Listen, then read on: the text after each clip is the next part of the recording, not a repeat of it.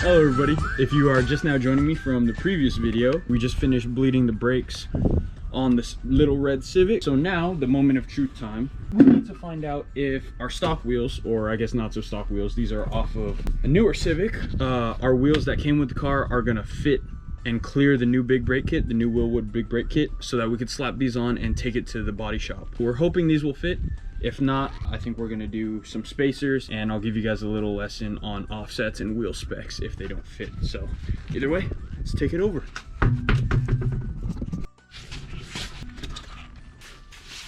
Alrighty, moment of truth time. If that thing clears, I would be surprised. Let's see, place your bets. Will the wheels fit? I think they'll clear the rotor, but no, I'm saying the brakes. I don't know if it'll clear the brake because the offset might not be right. So these are 17 inch? Those 17s? Or no, these are 15? 15s. These are, yeah, 15 with a 195/60. Let's see. It's on the lugs. It's not hitting yet. I'm just being very careful so I don't scratch anything. Why are these wheels so heavy? Oh, I need to rotate, that's why. It's not hitting anything. I'm just struggling to lift the wheel. Hold on. Let's rotate, down on your side. Oh, is it hitting? Yeah. No, I'm in on my side. I'm flush. That fits. All right, let's go grab that lug nuts.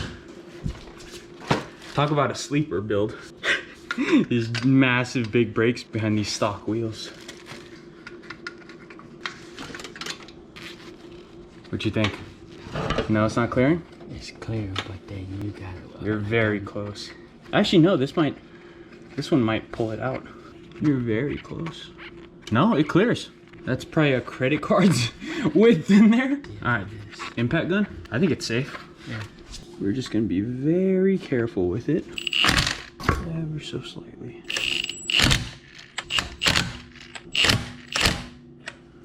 And what's this torque say? Looks like we clear. Look at that. That's really funny. Barely any space here. That's okay, these are just the stockies to put on the trailer so that we can take it to the paint shop. But little big brake kit fits behind a, what, 2000 Civic stock wheel or something like that? I don't know what the Civic's from, EM1 maybe? Let me know. Ladies and gentlemen, looks like it fits. And with that, we can use, I guess, this wheel and tire setup to kind of gauge for our next set of wheels so we could achieve that perfect fitment. So these right now are a 15 by something or another. I'm not sure how wide they are. And they're a 195/60. This is a pretty meaty all-season tire. I'll look up the proper wheel specs since this is a stock Honda wheel. I'll look up the wheel specs for these and then I'll explain to you what that means while we go grab the other wheels for all 3 other corners. That way we can hopefully drive the car today and test out the brakes. Alrighty y'all, while we're on the side yard, I'm gonna take this time to decode some wheels for you. Here we have our stock Civic wheels off of unknown generation Civic. So first off, starting with tire size, you'll have 3 numbers here. 195 is the width of the tire. That is the size from here to here of the tire. 60 is the series, so that is a ratio from the width to the thickness of the sidewall. So this is a 60 series. Now the R is the wheel size. So in this case, this is a 15-inch wheel. So from here to here, it's a 15-inch wheel, right? Radius. Or is that diameter? Math, I don't know. It's like I'm a mechanical engineer or something. What's 9 plus 10? 21. You stupid. But yeah, so 15 is obviously the size of the wheel. It's a 15-inch wheel. Then you get into the actual wheel sizing itself. So the main things you're gonna hear when in terms of purchasing wheels is width, size, and offset. Pretty much your width obviously is from this inner rim to this outer rim. So that's your width. In this case, if I had to guess, this is maybe a 1, 2, 3, 4, 5.5 inch wheel. So this would be called a 15 by 5, right? Because it's 15 here and 5 this way. On my BMW, for example, I am 17 by 8.5. That means it's a 17-inch wheel and an 8.5 width.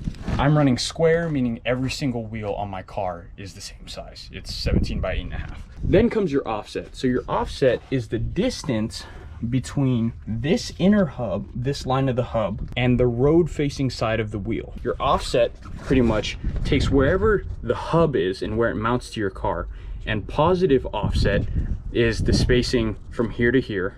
So if your wheel measures from here to here, that is positive offset, and if it's If it's smaller here to here, that's a negative offset. So it's from the center line, right? So say your hub is in the center. If you had positive offset, your hub is more towards the outer side of the car. If you have negative offset, your hub is more towards the inner side of the car. Now, the reason why this makes a difference is when you're ordering custom 3-piece wheels or whatever set of wheels, if you want a deeper lip or a deeper dish to your wheel, you want the face tucked in more, you want more of a negative offset, because what that'll do is it'll move your hub closer into the car, making your face sunk back more. However, when it moves farther back to the car, obviously the whole wheel is going to push forward outside of the car. So that's pretty much how wheel offsets work. It's a lot of fine tuning between positive and negatives to see what fits your car the best. So in our case, this is what we're going off of. This is a standardized wheel size. So we're pretty much just gonna mount these up, see how they fit, and then measure off of those to determine what size our new wheels will be, to make sure the offset clears the brakes, to make sure the size allows for how meaty of a tire we want, and also that the width clears the fenders. So that's pretty much how you spec out wheels. So now we're gonna go ahead and throw these on and hopefully take the car for a test drive. Just like that, our stockies are back on. Again, something I was talking about earlier with offset and all that, the more positive offset you have, the easier it will be to clear brakes. But the more negative offset you have, in my opinion, it looks kind of better. So plop up 2 pictures, positive and negative offset, and what those wheels look like this and like this. Thank you, editor. And these tires as well. Obviously, if we went with a smaller series, it would shrink the sidewall, and that'll allow us to clear these fenders a bit better. Because like right now, I think it looks pretty good, but it would be nice to add a little bit more width to our wheel so it really matches up right here with this fender. If you take a look at my car, let me show off my fitment real quick. I know I'm not that low, I still got wheel gap, but you can see how my tire kind of just perfectly lines up with the edge of this fender, and when it contracts, it just goes right into that fender just perfectly. And in the back, I'm tucking a little bit more. I could probably fit a slightly more aggressive wheel, but my fenders aren't rolled. That's another thing with fitment. If you want to fit a meatier tire or a wider wheel, you can actually roll the inner lip of this fender. That way it'll be thinner and a wider wheel could fit and tuck up into that fender when the suspension is under load. So yep, wheel fitment. All right, and because we have wheels, it is time to lower her down. I just got the okay from my dad, so let's get it.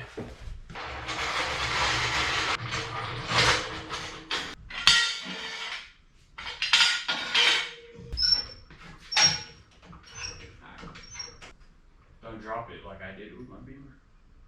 Remember with this jack? Gotta quickly remember how small this car really is once it's down on the ground. Oh, it's so sketchy. And the Eagle has landed.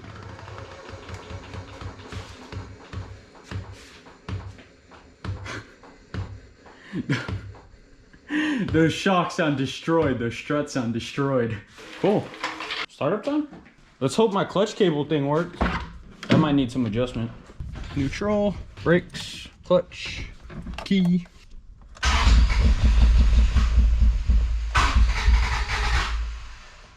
You get gas? No. My cap and rotor might be off. I thought it started last time. I did too.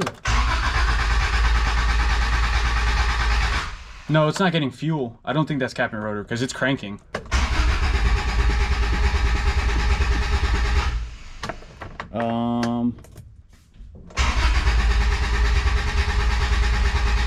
Yeah, it definitely started when I did the cap and rotor.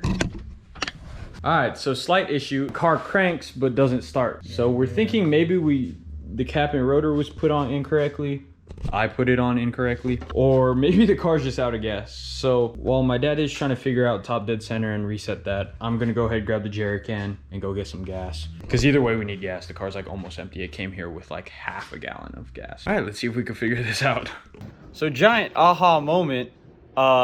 There's no ECU in the car. We gutted the car and pulled the ECU out, so we're gonna try that. Of course the car's not gonna start. I was like, why can I not hear the fuel pump? Because the ECU's not in the car. I was like, why don't I smell gas? Because the fuel pump's not going, ECU's not in the car. Oh my gosh. Alrighty, y'all. Moment of truth time. I hear fuel pump. Did you hear that?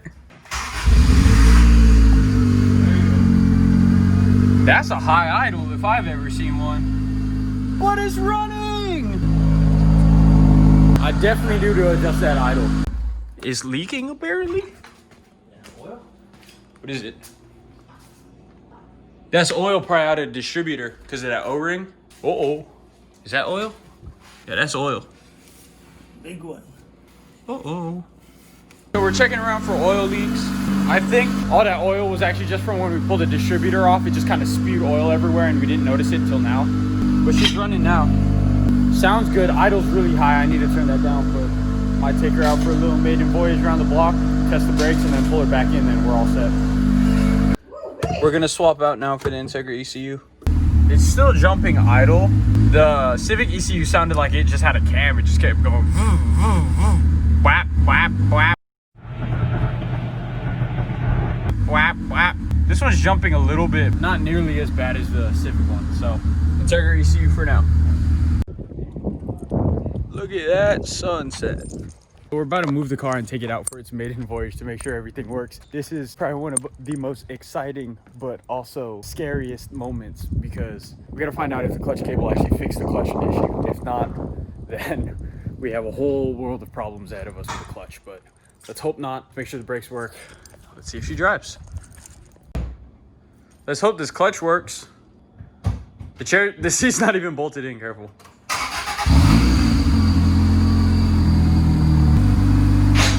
Oh, that was a scrape gear. Wait, does the clutch work? Yeah. Yes! Yes, the clutch works! I think it's not fully disengaging. It sounds like the clutch cable's not fully disengaging. That's why he's grinding gears. We just gotta loosen up the cable a little bit.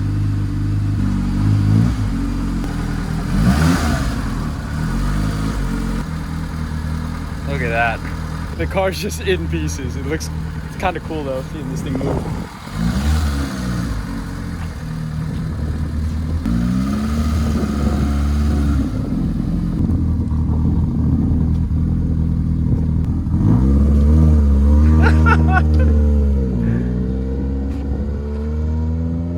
Oh my gosh. The smile on my face right now. That's crazy to see moving. It's like a little RC car. It even sounds funny. Oh, I love it. Man, I can't wait for the paint to be done and everything to be done. I'm gonna love driving that thing. My uncle's gonna love driving that thing. Everyone's gonna love that thing. Cool. Alrighty. I think I'm gonna end it there. We're probably just gonna take it for a little bit more shakedown runs just around the neighborhood because there's no plates or bumpers or lights on the car. So hope you guys enjoyed this video. A lot of stuff done. Tune in soon. We got a lot more content coming soon. Have a wonderful evening, night, day, whatever. Easy on me, easy on you. Easy. Alright.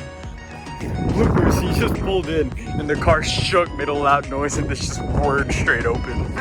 So I guess the shocks work.